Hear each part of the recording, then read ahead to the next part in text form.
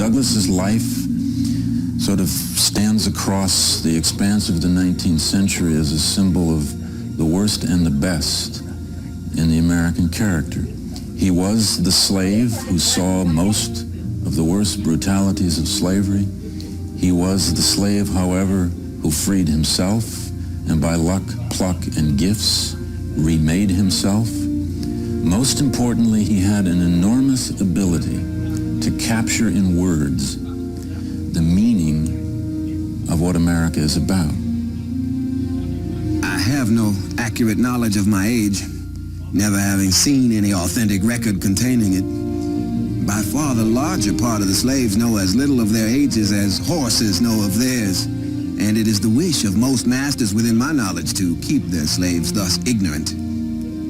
I do not remember to have ever met a slave who could tell of his birthday. Frederick Douglass, 1845.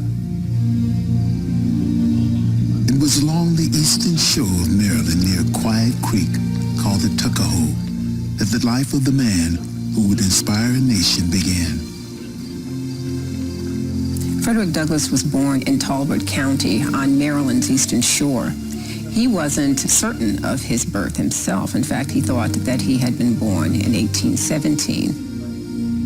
But slave records tell of the birth of Frederick Augustus to a slave named Harriet in February 1818. He knew who his mother was, although she was a distant figure in his life. She lived on another plantation. He never really knew who his father was, although he came to believe that his father was definitely a white man and probably his master.